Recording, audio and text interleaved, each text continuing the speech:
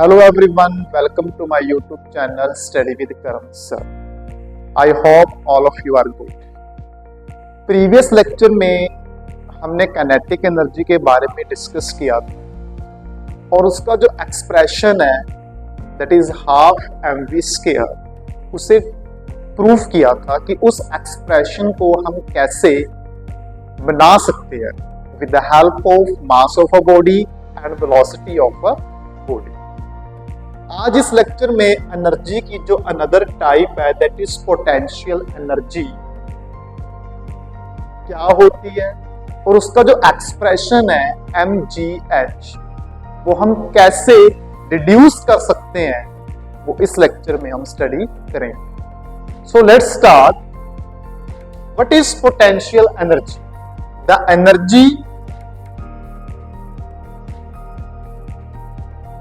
possessed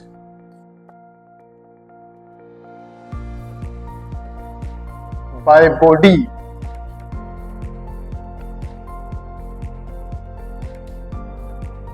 due to its position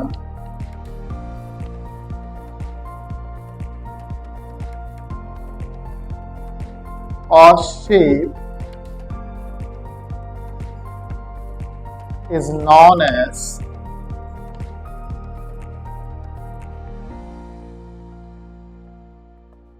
potential energy.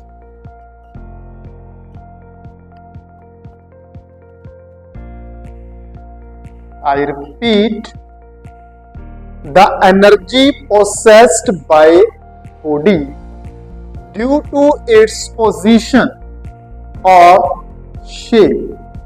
हमारे पास two terms हैं दैट इज पोजीशन और shape is known as potential energy. अभी हमने रीड किया position. Position means for example हमारे पास एक स्टोन है और that is laying on the surface of ground and I lift this stone from the surface of a ground and laying on the top of table. That is work is done and वो जो work done हुआ है that stored in the form of potential energy due to its position. उस stone की position change हो रही है। पहले वो ground के ऊपर था, फिर मैंने उसे लिफ्ट किया और इस टेबल के ऊपर रखा और उसकी पोजीशन चेंज हो गई। Initial position is on the surface of ground that is we say that position A. Final position on the top of a table that is position B. Due to change of position, उसकी जो position change हो रही है, जो work done उस case में हुआ है that is stored in the form of potential energy of a body. और shape, इसकी भी हम एग्जांपल ले लेते हैं। For example I have a spring, मेरे पास एक स्प्रिंग है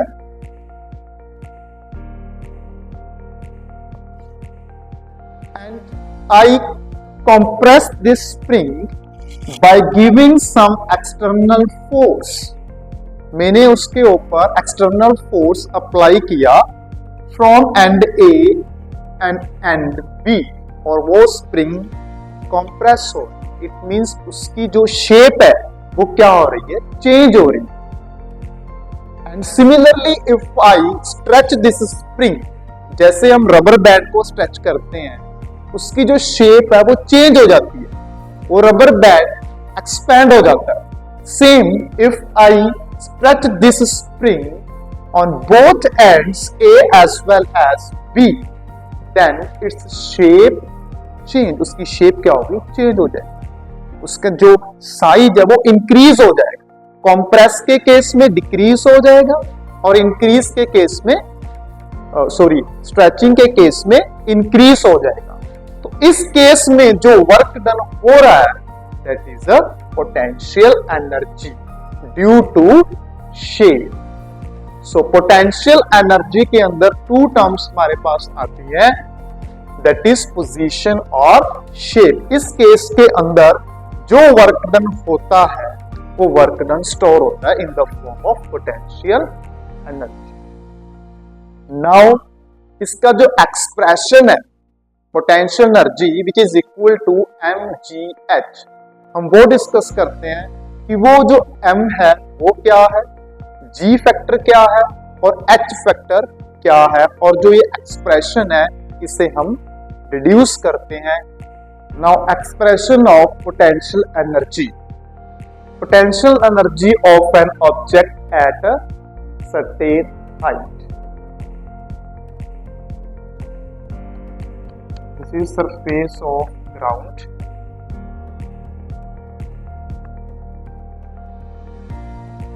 And I have a body A.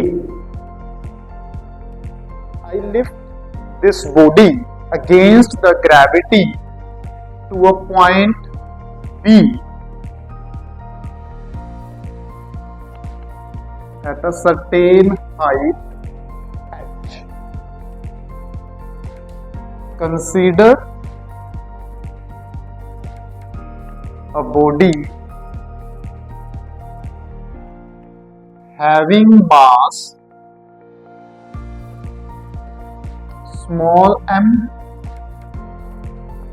and raised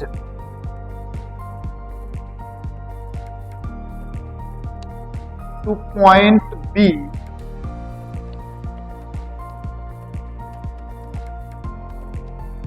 by specific height, that is h. इस केस के अंदर हमारे पास एक बॉडी है जिसका मास है स्मॉल m, और मैं उस बॉडी को ग्रेविटी के अगेंस्ट किसी पॉइंट पे लेके जा रहा हूं B पॉइंट तक, और the distance travel by body h। इस केस में जो फोर्स है, मिनिमम फोर्स जो हमें चाहिए उस बॉडी को लिफ्ट करने के लिए from point A to point B, that is वो फोर्स क्या होगी, that is equal to weight of the, उस बॉडी का जितना वेट होगा उसके इक्वल होगी वो फोर्स जो हमें चाहिए उसे लिफ्ट करवाने के लिए पॉइंट ए से पॉइंट बी तक। So minimum force required, which is equal to weight of the body,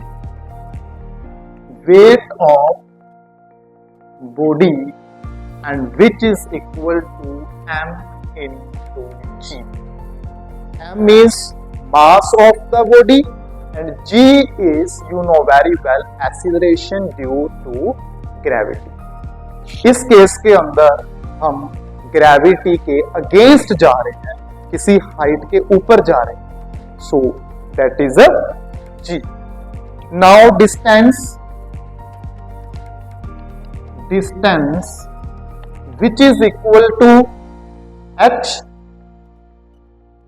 Now use the formula of work done which is equal to force into displacement, value of F, force, that is m into g, and S displacement। इस case के अंदर जो displacement है वो है हमारे पास h, distance is equal to h, so put the value of S here। So work done which is equal to mgh.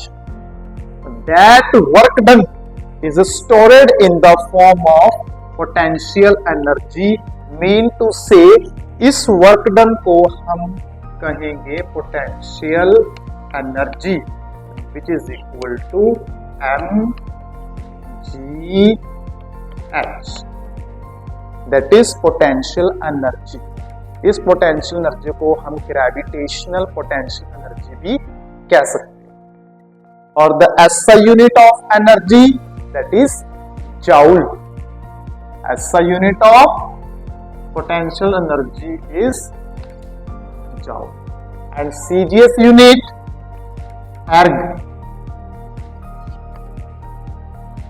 तो ये था हमारा पोटेंशियल एनर्जी का एक्सप्रेशन, जो पोटेंशियल एनर्जी है which is equal to mgh।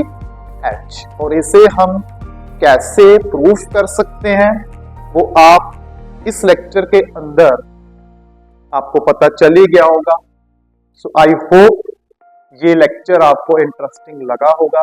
Next lecture के अंदर हम डिस्कस करेंगे कि जो वर्क डन है वो सिर्फ इनिशियल और फाइनल पोजीशन के ऊपर ही डिपेंड करता है, वो ऑब्जेक्ट के पाथ के ऊपर डिपेंड नहीं करता कि वो कौन सा पाथ फॉलो कर रहा है। Which path follow by the object from point A to B, वो स्ट्रेट जा रहा है या फिर वो इस पाथ के अंदर जा रहा है from point A to point B, वो पाथ के ऊपर डिपेंड नहीं करता, वो सिर्फ और सिर्फ डिपेंड करता है इनिशियल और फाइनल पोजीशन के ऊपर। वो नेक्स्ट लेक्चर के अंदर हम डिस्कस करेंगे। So thank you for watching my video.